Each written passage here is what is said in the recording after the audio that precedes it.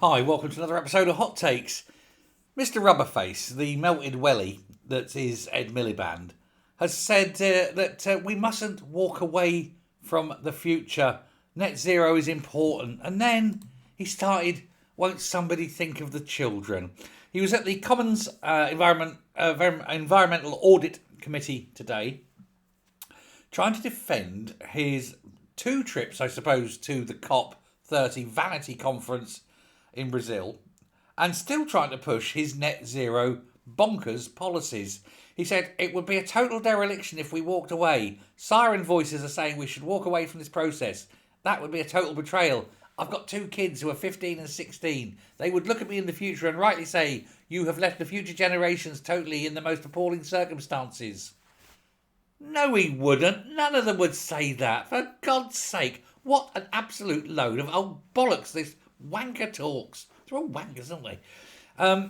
Britain isn't even 1% of global emissions. Nothing we do makes the blind bit of difference. Now think about this. In the atmosphere, carbon dioxide is 0.004%. And even if we were 1%, which we're not, that would mean even if we shut down the whole of Britain, the difference it would make would be 0.00004%. It's nothing. It is absolutely nothing. There is nothing Britain can do.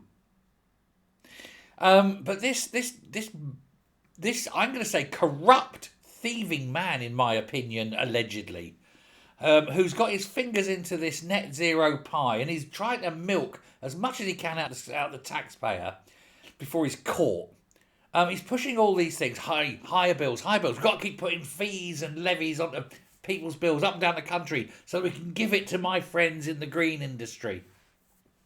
How about this? Take away all the levies. Take away every levy off energy bills and tell the green energy people, if you want to be green energy and save the planet, you do so. You do so. But you charge what it costs for your electricity. You don't get no subsidies. And if the electricity generating companies say, actually, yours is way too much, we're not buying that, and you have to put it down on people's bills where they want their power to come from. Electricity from nuclear, from gas, from coal.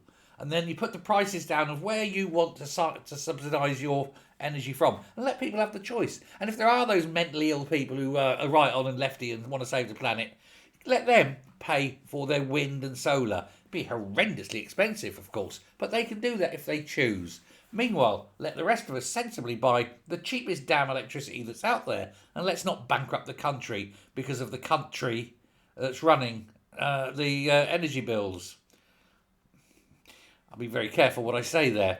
But, you know, all these UK bill payers are going to see their bills go up again and again and again. £300 is going to save us. It's already over £300 up and more to come. It's a near doubling of charges is what happens when you build an electricity system around the weather rather than around physics, when you build it and design it so that you pay the highest possible prices for it rather than the lowest possible prices for it, and doing so in order to bump the profits of companies where politicians have vested interests. It's wrong, it's corrupt, and we need to change it. And as soon as it's changed, the likes of Milliband will have that really sad face, like a blobfish, because he's not skimming millions, if not billions of pounds off the taxpayers of this country.